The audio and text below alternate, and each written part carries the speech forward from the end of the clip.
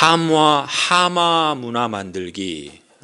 오늘 여러분 앞에 보시는 그 설교 제목의 큰 주제를 하마 문화 만들기라 그렇게 표현했습니다. 앞으로 몇 주 동안 우리가 하마 문화 만드는 것을 함께 나누려고 합니다. 하마라는 말은 히포, 하마 동물이 아니고요. 하나님 나라를 증거하는 마을교회, 줄여서 하마입니다. 그래서 하마 문화는 하나님 나라를 증거하는 마을교회의 문화를 만들자라는 의미이죠. 취지는 이런 겁니다. 우리 교회의 표가 하나님 나라를 증거하는 마을교회이지 않습니까? 그래서 우리가 진정 우리 마음과 우리의 삶에서 우리의 사역에서 우리가 하나님 나라를 증거하는 마을교회가 되고자 또 그것을 이루고자 한다면 우리 자신의 우리 마음이나 우리의 생각에서 또 우리가 서로를 대하는 태도나 여러 마음가짐에서 또 우리 교회의 분위기나 또 우리 교회의 문화에 있어서 하나님 나라의 면모를 드러내야 하지 않겠느냐라는 것입니다. 그런 점에서 하나님 나라를 증거하는 마을교회의 문화, 그걸 우리가 한번 만들어 보자라는 취지인 것이죠. 우리가 하나님 나라에 속한 사람이라는 자부심이 있지 않습니까? 우리가 예배 전에 하나님 나라 복음의 노래를 부르듯이 우리는 이 땅에 살고 있지만 하나님 나라에 속한 사람으로 다른 삶은 살아가고 또 소망의 날을 앞서 사는 그런 자부심이 있지 않습니까? 그렇다고 한다면 그 자부심만큼이나 우리 안에 하나님 나라에 걸맞는 그런 문화와 분위기를 만들어가는 것이 이 주제를 함께 나누고자 하는 취지입니다. 그래서 우리 자신이 먼저 하마 문화를 만들어가고 그것을 실감할 때 그 복을 저와 여러분이 먼저 실감할 수 있으리라 기대합니다. 더 나아가서 우리 마을에서도 의식적으로 또 그것이 우리 몸에 배어서 무의식적으로 우리의 말이나 행동이나 우리의 분위기나 우리의 어떤 사역들을 통해서 하나님 나라를 증거할 수 있다면 그것이 이 라다의 사명처럼 여러 사람들에게 복을 나누는 그러한 실천이 되지 않겠습니까? 그래서 우리가 이 하나님 나라의 문화, 하나님 나라를 증거하는 마을교회로서의 문화를 우리의 체질로 한번 만들어 가보자라는 그런 취지에서 이 하마 문화 만들기라는 주제를 함께 나누려고 합니다. 오늘 예배 전에 들으신 그 하마문 캠페인, 우리 전사님이 읽어준 내용 들으신 분도 계시죠? 역시 하마문, 하나님 나라 문화를 만드는 하마문 약자입니다. 그런 같은 의도에서 시도하는 것이다라고 이해하시면 좋을 것 같아요. 그래서 오늘은 우리가 이 하마 문화 만들기 첫 번째 시간으로 말에 대해서 함께 성경의 가르침을 살펴보려고 합니다. 여러분, 하마 문화 만들기는요, 말하기에서부터 시작됩니다. 말하기. 야고보서 1장 26절을 한번 앞에 화면을 보실까요? 같이 한번 읽어볼까요? 누구든지 스스로 경건하다 생각하며 자기 혀를 재갈 물리지 아니하고 자기 마음을 속이면 이 사람의 경건은 헛것이라. 말하기가 경건의 문제이고 그 말하기에서 재갈 물리지 않고 그것을 속이면 그 경건은 헛것이라. 이 말이라는 게 얼마나 중요한가를 성경이 가르치고 있다는 거죠. 성경은 말하기를 경건의 문제다, 영성의 문제다 이렇게 지금 표현하고 있는 겁니다. 보통 한번 생각해 보십시오. 말하는 것을 중요한 문제로 생각하지 않는 사람이 말을 신중하게 하지 않는 경향이 있지 않습니까? 말하기가 중요하다라는 그 인식을 갖는 것이 사실 이 하마 문화 만들기 말하기와 관련해서 우리가 첫 번째 마음에 두어야 할 부분이라는 것이죠. 여러분 2절을 한번 보시겠습니까? 오늘 야고보서 3장 2절을 보시면요. 세번역 성경을 제가 읽어드리겠습니다. 앞에 화면을 보셔도 좋습니다. 우리는 다 실수를 많이 저지릅니다. 누구든지 말에 실수가 없는 사람은 온몸을 다스릴 수 있는 온전한 사람입니다. 여러분 신자로서 온전한 사람이 되기를 원하지 않습니까? 경건한 사람이 되기를 원하지 않아요? 성경은 온전한 사람을 어떤 것으로 표현하냐면 그 말하는 것과 관련해서 표현하고 있다는 거예요. 어떤 말하는 것? 온전한 사람이란 말에 실수가 없는 사람이라는 것이죠. 달리 표현하면 신중하게 말하는 사람이라는 겁니다. 또 달리 표현하면 자신의 말에 책임을 질 줄 아는 사람이요, 그 말로 덕을 세울 수 있는 사람이요, 그래서 자신도 세우고 서로를 세우고 공동체를 세우는 말을 하는 사람을 두고 성경은 온전한 사람이다 이렇게 말합니다. 온전한 사람. 제가 읽는 책 중에 그 리차드 백스터라고 하는 이 청교도 목사님이 쓰신 책이 있는데, 그리스도인의 그 생활 윤리라고 하는 책이 있습니다. 거기에 이분은 이 말하기에 대한 가르침을 여러 장에 걸쳐서 쓰고 있는데, 단적으로 이렇게 말해요. 사람의 말이 사람의 영광이다 이렇게 말합니다. 사람의 말이 그 사람의 영광이다 이렇게까지 표현해요. 반대로 말하면 이것입니다. 말을 잘못해서 잘못 사용해서 죄를 짓는다면 그건 수치다라는 그런 말이죠. 골로새서 4장 6절을 앞에 보시면 어떻게 말씀합니까? 너희 말을 항상 은혜 가운데에서 무슨 맛을 내도록요? 소금으로 맛을 내게 하라 그렇게 말씀합니다. 이 말에 보이지 않는 들리는 이 말에 뭐가 있다고요? 맛이 있다는 겁니다. 맛이. 그렇지 않아요?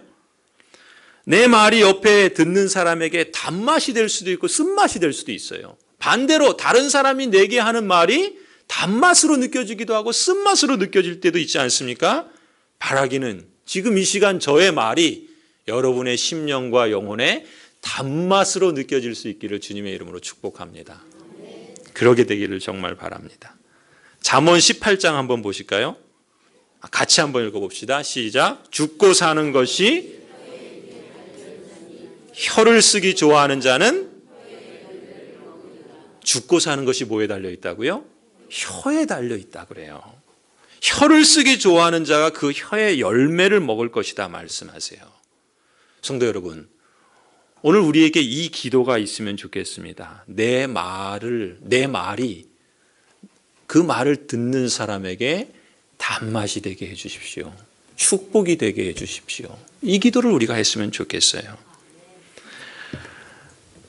내 말이 누군가에는 죽고 사는 것이 될 수 있다는 것이죠. 아니, 그것이 나 자신에게도 죽고 사는 것이 될 수도 있다는 거예요. 그런 점에서 여러분, 우리의 기도 가운데 하나님, 내 말이 누군가에게 생명이 되고 단맛이 되게 해 주십시오라고 하는 소원처럼 그 말이 역시 나 자신에게도 생명을 얻고 더 풍성히 얻는 그런 말이 되게 해 주십시오. 이렇게 기도해야 할 줄로 믿습니다.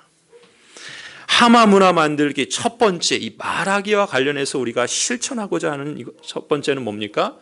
우리의 생각에서부터 이 말이 얼마나 중요한가, 이 말하는 것이 죽고 사는 문제다라는, 이 말이라는 게 이토록 중요하구나라는 이 뇌를 깨우는 일에서부터 우리가 먼저 시작하기를 바랍니다. 두 번째는요, 이 말의 힘이라는 게요, 이 말이라는 게 어떻게 보면 되게 새치혀라 그러잖아요. 이 어떻게 보면 참 작은 건데 이 말의 힘이라는 게 엄청난 결과를 나타낸다는 거죠. 오늘 그 야고보서 3장에 보면은 그 예를 말과 배로 표현하고 있어요. 3장 3절을 한번 보시겠습니까? 앞에 화면을 보시면요. 우리가 말들의 입에 재갈 물리는 것은, 여기서 말은 하는 말이 아니라 타는 말을 말하는 거예요. 그러니까 말들에게 재갈을 물리잖아요, 입에. 왜 그렇습니까? 그 말을 제어하기 위해서 그런 것이죠. 또 4절, 또 배를 보라. 그렇게 크고 광풍에 밀려가는 것들을 지극히 작은 키로서 사공의 뜻대로 운행하나니. 5절, 6절입니다. 이거는 세 번역이에요. 이와 같이 혀도 몸의 작은 지체이지만 엄청난 일을 할 수 있다고 자랑을 합니다. 보십시오. 아주 작은 불이 굉장히 큰 숲을 태웁니다. 그런데 혀는 불의의 세계입니다. 혀는 우리 몸의 한 지체이지만 온몸을 더럽히며 인생의 수레바퀴에 불을 지르고 결국 그 혀도 지옥불에 타버립니다. 여러분, 이 작은 혀에서 나오는 그 말이라는 것이 어떻게 사용하느냐에 따라서 엄청난 결과를 나타낸다는 거예요. 축복이 되기도 하고 심지어 저주가 되기도 한다는 것이죠. 그래서 혀를 잘 다스리고 잘 사용하는 것은 그냥 어떤 인간적인 처세술 정도의 문제가 아닙니다.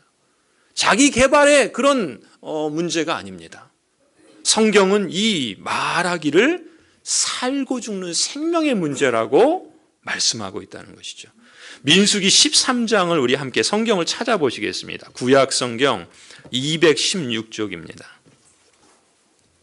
민수기 13장 21절에서 33절인데 이거는 파워포인트에 없습니다.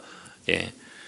우리 성경을 한번 찾아보시면 좋을 것 같아요. 구약 성경 216쪽 어간에 있습니다. 민수기 13장 21절에서 33절을 여러분 한번 펴보시면서 제 설명을 한번 들어보시기 바랍니다. 예, 민수기 13장 21절에서 33절까지입니다. 구약성경 216쪽 어간에 있습니다. 이 민수기 13장은요, 어떤 상황이냐면 모세가 이제 이스라엘 백성들을 애굽에서 함께 나와서 약속의 땅 가나안으로 가고 있습니다.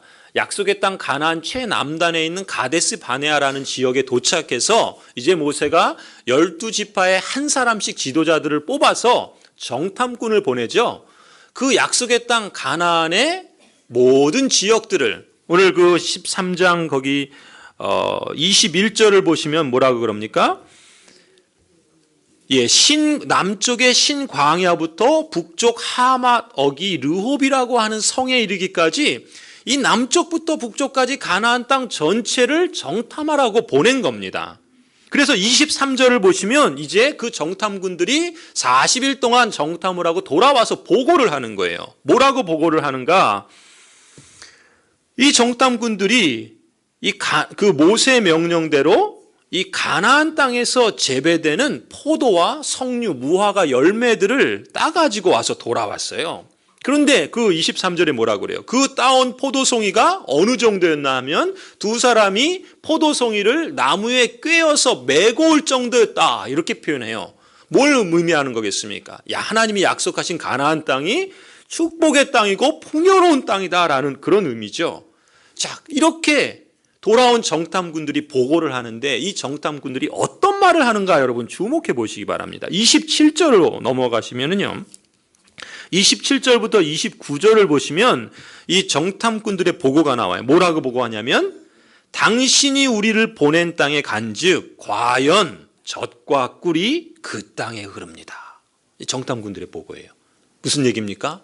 하나님이 우리에게 약속하신 대로 과연 그렇습니다. 이 땅에 참으로 풍요로움이 많은 그런 복된 땅입니다.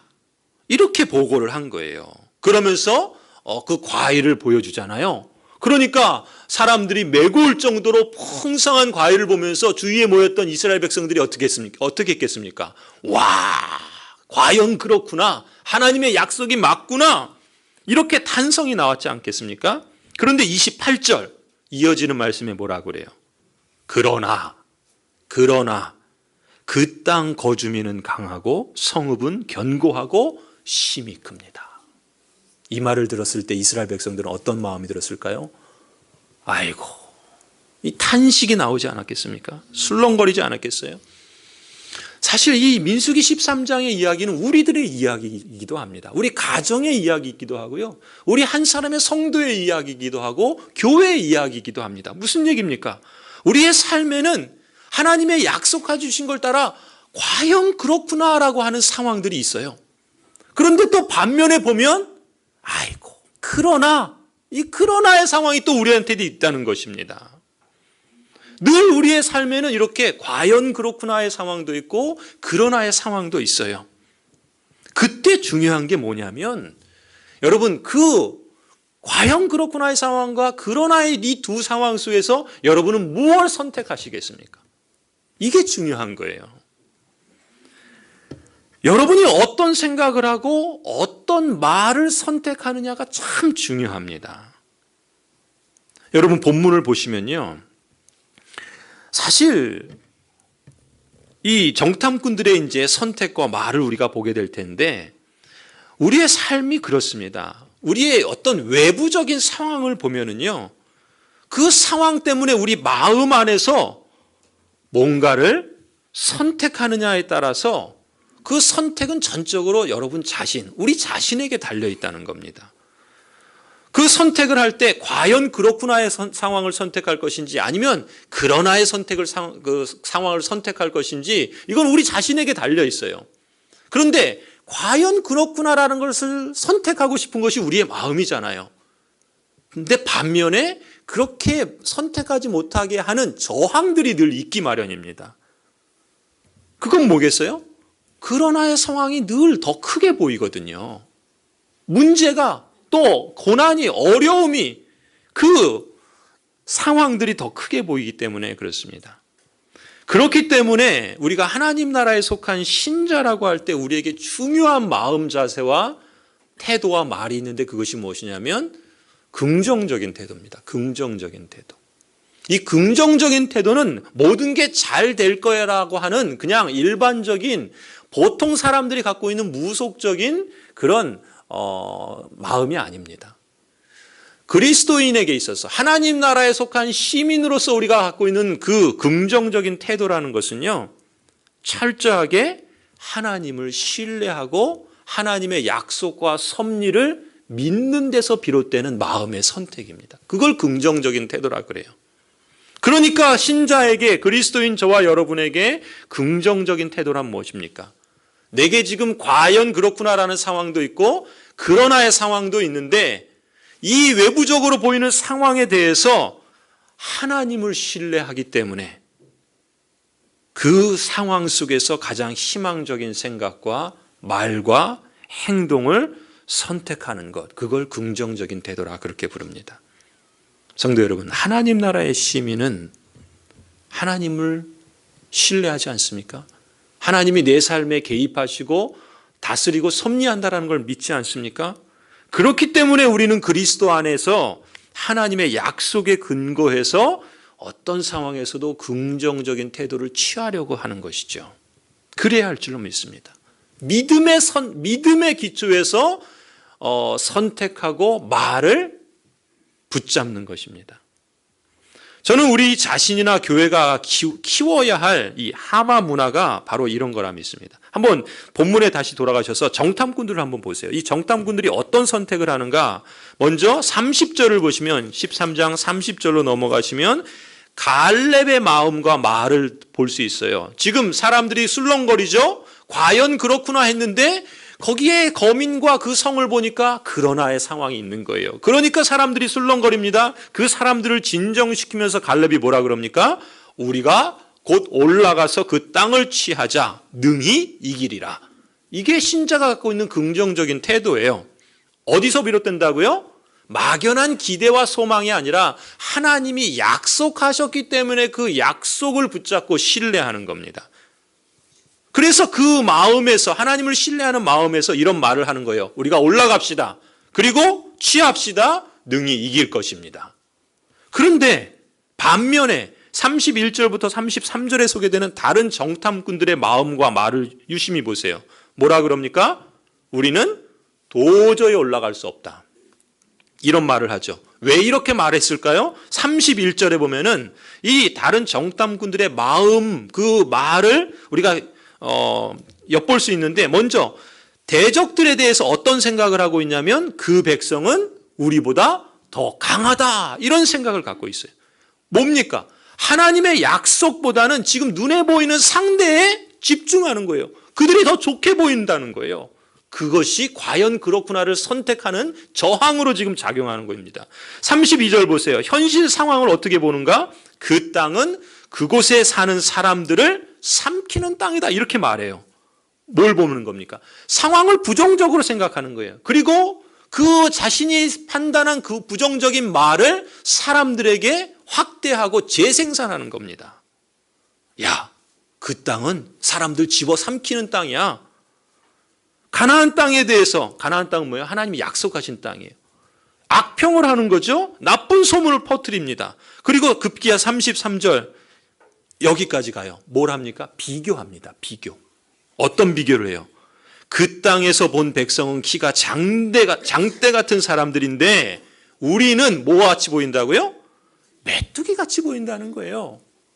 우리 스스로 보기에도 메뚜기 같다라는 거죠. 그들의 눈에도 그렇게 보였을 것이다. 여러분, 그 사람들에게 물어봤습니까? 메뚜기처럼 보이냐고? 스스로가 그렇게 생각하는 거예요. 어떻게? 다른 사람과 비교하면서 자기 생각에서 지금 자기를 그렇게 낮춰서 열등감에 사로잡혀서 보고 있다는 거죠. 성도 여러분, 우리가 여호와를 거역하지 않고 우리와 함께 하시는 하나님을 주목하면 하나님 나라를 증거하는 마을교회라는 이 가나안, 우리에게 주신 이 지향하는 목표가 우리를 삼키는 땅이 아니라 우리에게 심히 아름다운 땅으로 보일 줄 믿습니다. 성도 여러분, 하나님의 눈으로 우리를 보면요, 우리가 메뚜기처럼 보이는 것이 아니라 우리가 능히 올라가서 능히 이길, 그래서 얻게 될 그러할 사람들로 보이는 겁니다. 하나님께서 우리와 함께하는 하나님 나라의 시민 공동체로 우리를 보고 그 자부심을 갖는 겁니다. 우리 자신의 능력과 우리 자신의 힘 때문이 아니에요. 우리의 그냥 막연한 소망 때문이 아닙니다. 하나님께서 우리를 보시는 그 시선으로 우리를 보기 때문에 그런 마음을 갖는 거예요. 그리고 그렇게 표현하는 겁니다. 그런데 그러나의 상황이 있죠. 비교하면, 다른 사람들 생각하면, 또 상황을 보면 아닌 것 같은 거예요. 그러니까 그 마음의 생각을 내가 선택해서 그런 말들이 나오는 겁니다. 지금 이 백성들이 그렇게 하는 거예요. 성도 여러분, 생각에도 영성이 있고요, 말에도 맛이 있습니다. 여러분이 만일 하나님을 그냥 저만침 두고 여러분의 생각에서 잊어버린다면 그게 하나님을 멸시하는 겁니다. 여러분이 자신의 그 현실 상황을 하나님과 연관시켜 보면서 자신도 하나님의 눈으로 보려고 자꾸 그렇게 시도하고, 또 하나님의 약속을 따라서 상황들을 보려고 하고, 그리고 하나님을 신뢰하고 하나님을 순종하려고 할 때 하나님께서 지금 이 백성들에게 주시고자 하는 그 약속의 땅이 진정 축복으로 경험된다는 것이죠. 그렇지 않고 하나님을 멸시하고 멀리하고 세상에 비교하는 그런 부정적인 시각으로 나를 보고, 그래서 남 탓하고 부정적인 생각으로 불평하고 비방하는 말하고, 그렇게 되면은 여러분, 이 공동체가 나중에 어떤 결과를 일으키죠? 우리가 그 결과를 다 알지 않습니까? 여호수아와 갈렙 이 두 정탐꾼만 약속의 땅에 들어갑니다. 나머지 10명의 정탐꾼과 그리고 이 1세대들은 광야 40년을 전전긍긍하다 다 죽습니다. 우리의 선택, 우리의 마음과 우리의 말이 어디에 있느냐라는 것이 참 중요합니다. 여러분, 그 결과에 대해서 길게 말하지 않아도요, 여러분 이미 아시기 때문에 제가 한 구절만 함께 읽기를 원합니다. 민수기 14장 8절 9절 앞에 화면을 한번 보시겠어요? 이 말은 여호수아와 갈렙이 했던 말입니다. 어떤 말을 하는가 여러분, 우리 마음에 한번 새겨보면 좋겠습니다. 같이 함께 읽겠습니다. 시작. 여호와께서 우리를 기뻐하시면 우리를 그 땅으로 인도하여 들이시고 그 땅을 우리에게 주시리라. 이는 과연 젖과 꿀이 흐르는 땅이니라. 다만 여호와를 거역하지는 말라. 또 그 땅 백성을 두려워하지 말라. 그들은 우리의 먹이라. 그들의 보호자는 그들에게서 떠났고 여호와는 우리와 함께 하시느니라. 그들을 두려워하지 말라. 아멘. 제가 좋아하는 표현 중에 이 표현이 있습니다. 한번 보여주시겠어요? impossible이라는 영어 단어죠. 불가능한 이런 뜻이에요. 불가능하다. impossible, 불가능하다. possible이라는 말은 가능하다라는 뜻이에요. 반대말입니다. impossible, 불가능하다. 그런데 어떤 분이 이것을 이렇게 표현했어요. 그리스도 안에 있어서는 impossible이 impossible이 된다. 무슨 얘기예요? 그리스도 안에 있는 자에게는 불가능한 것이 나는 가능합니다 라는 의미로 사용될 수 있다는 거예요. 여러분, 우리가 함께 만들어가고자 하는 하마 문화, 저는 이런 마음 자세와 말하기라고 믿습니다. 오직 하나님을 거역하지 말고 하나님이 기뻐하시는 생각과 약속으로 우리의 생각의 씨앗을 심고 말을 연습할 필요가 있다는 것입니다. 우리 교회에서 풍성한 삶의 양육 과정을 하지요. 또 이번 사순절 3월 6일부터 사순절이 시작합니다. 사순절 믿음의 도전을 우리가 40일 동안 하지요. 여러분, 그 믿음의 도전을 여러분에게 기회로 만드시기 바랍니다. 여러분의 마음을 저수지라고 한번 생각해 보세요. 그 마음의 저수지에 무엇을 채울 것인가? 예수 그리스도의 십자가와 부활을 생각하고 그리스도의 그 고난과 그 고난을 통해서 우리에게 주신 생명의 부활을 마치 우리 마음의 저수지에 쌓는다 생각해 보십시오. 매일 묵상을 통해서, 또 말씀을 통해서, 기도를 통해서, 금식을 통해서, 사랑 실천을 통해서 이 사순절이 여러분의 그 마음의 저수지에 거룩한 생각과 정서를 담는 그런 기회로 삼으시기를 부탁합니다. 그게 쌓이면 쌓일수록 그 저수지에 물을 틀면, 마치 수도꼭지를 열면 그 물꼬를 틀면 거기에 담겨있는 물들이 나오듯이 저와 여러분이, 우리 교회가 하나님 나라를 증거하는 마을교회로서 이 사명을 이루기 위해서 이렇게 우리의 마음의 생각에서부터, 말하기에서부터 하나님을 신뢰하고 의지할 때 우리에게 주시는 그 풍성한 열매들이 있으리라 믿습니다. 그것이 우리 자신에게만이 아니라 이 마을에게도 영향을 미칠 수 있으리라 믿습니다. 마지막으로 한 가지 우리가 주의해야 할 것을 말씀드리겠습니다. 이 말의 힘은요, 앞서 말씀드린 것처럼 작은 것이지만 강력한 힘이 있다고 그랬어요. 그런데 이 말은 치명적인 약점이 있는데 길들이기가 쉽지 않습니다. 3장 7절을 한번 보실까요? 오늘 본문 야고보서 3장 7절 8절 제가 읽겠습니다. 들짐승과 새와 기는 짐승과 바다의 생물들은 어떤 종류든지 모두 사람이 길들이고 있으며 길들여 놓았습니다. 그러나 사람의 혀를 길들일 수 있는 사람은 아무도 없습니다. 혀는 걷잡을 수 없는 악이며 죽음에 이르게 하는 도구로 가득 차 있습니다. 여러분, 혀를 길들일 수 있다고 생각은 하지만 해보시면 어때요? 그렇게 생각만큼 쉽지는 않습니다. 나도 모르게 입에서 부정적인 말이 터져 나오는 걸요. 나의 의도와 상관없이 그냥 말이 나갈 때도 있습니다. 화가 나면 더 통제가 안 되죠. 말이 얼마나 큰 영향력을 주는지 잠시라도 우리가 생각 없이 말하게 되면 그냥 주위 사람들에게 부정적인 말이 그냥 터져나가고 누군가 쉽게 비방하는 말이 쉽게 나갑니다. 그냥 나도 모르는 사이에 악이 쏟아지고 독을 뿜어내는 거예요. 그런 줄도 모르고 할 때도 있고 알면서도 습관적으로 조절이 안 돼서 그럴 때도 있어요. 길들여졌다고 생각했는데 어느 순간 벗어나 있는 겁니다. 그래서 3장 9절 10절 이렇게 말씀하는 겁니다. 우리는 이 혀로 주님이신 아버지를 찬양하기도 하고 또 이 혀로 하나님의 형상대로 지음을 받은 사람들을 저주하기도 합니다.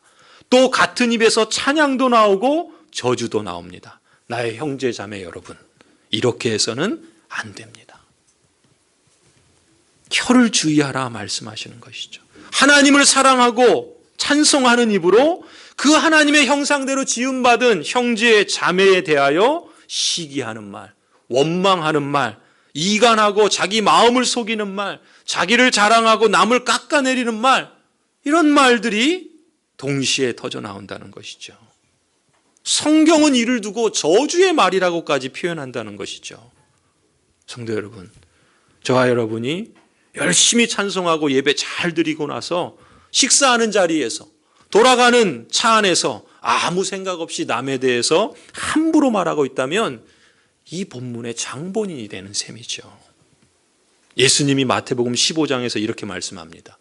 입에서 나오는 것들은 마음에서 나오나니 이것이야말로 사람을 더럽게 한다. 사람을 더럽게 하는 것이 무엇인가? 민수기 14장 28절에 이렇게까지 말씀합니다. 하나님께서 앞서 우리가 보았던 민수기 13장의 연장선상에서 하신 말씀이에요. 그 백성들에게 말씀하십니다. 하나님께서 뭐라고 말씀하십니까? 하나님의 여호와의 말씀에 나의 삶을 가리켜 맹세하노라. 너희 말이 내 귀에 들린 대로 내가 너희에게 행하리라. 얼마나 무서운 말입니까? 하나님께서 실제로 이 10명의 정탐꾼과 2명의 갈렙과 여호수아, 그들이 한 말 그대로 그들에게 응하게 했습니다. 그렇기 때문에 우리는 늘 다윗처럼 기도할 필요가 있는 거죠. 기도도 말이죠. 우리가 하나님께 드리는 말이잖아요. 다윗처럼 기도할 필요가 있어요. 시편 141편 우리 같이 한번 읽어볼까요? 같이 읽겠습니다. 시작. 내 입 앞에 파수꾼을 세우시고 내 입술의 문을 지키소서. 하나님, 내 입에 파수꾼을 세워주세요. 내 입에 그 문을 지켜주세요. 여러분, 우리의 혀를 길들이기 위해서 앞서도 말씀드린 것처럼 마음을 길들이는 것이 참 현실적으로 또 가능한 방식인 것 같아요. 왜냐하면 말은 마음에서부터 나오지 않습니까? 아무리 혀를 다스리는 것이 어렵다 해도 이 마음을 다스리는 것을 우리가 게을리하거나 무시하지 않아야 되겠습니다. 여러분, 이런 상상을 한번 해보세요. 내 말이 하나님이 들으실 때 어떠하실까? 아니, 조금 더 엄중하게 내 말이 하나님의 심판날 그 하나님께서 들으실 수 있는 말인가? 라는 것을 한번 우리가 늘 염두에 두면 좋을 것 같아요. 이렇게 하지 말아야지 하는 결심만큼이나 또 더 나아가서 여러분 이렇게 해야지 하는 마음도 가져보시기 바랍니다. 이렇게 하지 말아야지만 하다 보면은 그렇게 할 때가 있거든요. 거기서 그치는 게 아니라 그럼 내가 이렇게 해야지라고 하는 보다 더 적극적이고 능동적인 그런 마음 씀씀이와 표현과 실천들이 필요한다 봅니다. 야고보서 3장 17절이에요. 야고보서 3장 17절 우리 같이 함께 읽겠습니다. 시작. 성결하고 화평하고 관용하고 양순하며 긍휼과 선한 열매가 가득하고 편벽과 거짓이 없고 화평으로 심어 의의 열매를 거두게 하소서. 우리 마음에 이런 소원을 가져보자고요. 그리고 이것을 한번 실천해 보자고요. 거룩한 말은 거룩한 마음에서 표현되지 않겠습니까? 만일 저나 여러분이 그리스도와 하나님 나라를 진지하게 말하기를 원한다면 먼저 저나 여러분의 마음에 그리스도와 하나님 나라를 진지하게 담아두는 연습이 필요하겠죠. 만일 여러분이 하나님을 찬미하고 듣는 사람들에게 유익이 되는 말을 하기를 원하신다면 먼저 우리 마음에 그런 마음과 표현들을 자꾸 담아두는 게 필요하지 않겠습니까? 하나님의 사랑, 그 하나님의 거룩하심, 하나님의 진리를 우리 마음에 자꾸 깊이 새기는 시간을 갖는 게 그래서 참 중요한 것 같아요. 우리 마음에 담긴 그 생수가 많을수록 넘칠수록 꼭지를 틀자마자 흘러나올 정도로 우리가 그런 소원을 가져보면 좋을 것 같아요. 성도 여러분, 오늘 우리는 우리의 혀를 가지고 우리의 삶의 현장으로 나갑니다. 먼저 우리의 마음에 하나님께서 평안과 기쁨과 하나님의 은혜로 가득 채워주시기를 간구합니다. 그래서 그 은혜가 내 혀도 내 마음도 내 말을 통해서 하나님의 그 은혜와 평화와 기쁨과 그 감사가 전달되기를 소원합니다. 무너뜨리려고 하기보다는 세우려고 하고 흩어버리려고 하기보다는 모으려고 하고 상처내기보다는 치유할 수 있는 그런 혀, 그런 말이 되게 하여 주옵소서. 우리 교회에 이런 하나님 나라의 문화, 하나님 나라를 증거하는 마을교회에서의 문화, 이 하마 문화가 확산되게 하여 주옵소서. 우리가 다 이 운동에, 이 실천에 조연이 아니라, 구경꾼이 아니라 다 주연 배우들이 되었으면 좋겠습니다. 끝으로 이 말씀 우리가 함께 읽고 설교를 마치려고 합니다. 어떤 성경학자가요, 로핑크라고 하는 성경학자가 신약을, 복음서를 연구하고 또 사도들의 서신서를 살펴보니까 교회에 관련된 그 표현들이 많이 나타나는데 가장 많이 나타나는 표현이 무엇인가 유심히 봤더니 서로 함께라는 표현이었답니다. 서로 함께. 그러니까 신약 성경이 교회를 말할 때 교회는 뭔가 서로 함께라는 표현이 가장 많이 있다는 거예요. 그래서 그분은 교회 이름을 뭐라고 지었는가? 서로 함께 교회라고 지었대요. 서로 함께 교회. 한번 그 예들을 앞에 이제 적어 보았어요. 잘 안 보이실지 모르겠는데 우리 한번 그 왼쪽부터 오른쪽으로 같이 한번 천천히 읽겠습니다. 시작. 서로 앞장서서 남을 존경하십시오. 서로 합심하십시오. 서로 받아들이십시오. 서로 격려하십시오. 서로 거룩한 입맞춤으로 인사하십시오. 서로 기다리십시오. 서로를 위하여 같이 걱정하십시오. 서로 사랑으로 남을 섬기십시오. 서로 남의 짐을 저어주십시오. 서로 위로하십시오. 서로 건설하십시오. 서로 화목하게 지내십시오. 서로 선을 행하십시오. 서로 사랑으로 참아주십시오. 서로 친절하고 자비로운 사람이 되십시오. 서로 순종하십시오. 서로 용서하십시오. 서로 죄를 고백하십시오. 서로를 위해 기도하십시오. 서로 진리 안에서 사랑을 말하십시오. 아멘. 우리 교회가 하마 문화 만들기로 서로 함께하는 교회가 되기를 원합니다. 서로 함께 거룩한 하마 문화를 세워가는 그런 즐거움이 우리 안에 통 넘쳤으면 좋겠습니다. 이를 위해서 우리가 함께 기도도 하고 함께 마음도 쓰고 말도 연습하고 또 실천도 하고 그래서 그야말로 우리가 추구하는 것처럼 하나님 나라를 증거하는 마을교회로서의 복되고 아름다운 그 문화가 우리 가운데 더욱 넘쳐서 그 라다의 사명을 잘 이루어가는 복이 있고 복이 되는 그런 교회가 되기를 간절히 소원합니다. 기도하시겠습니다.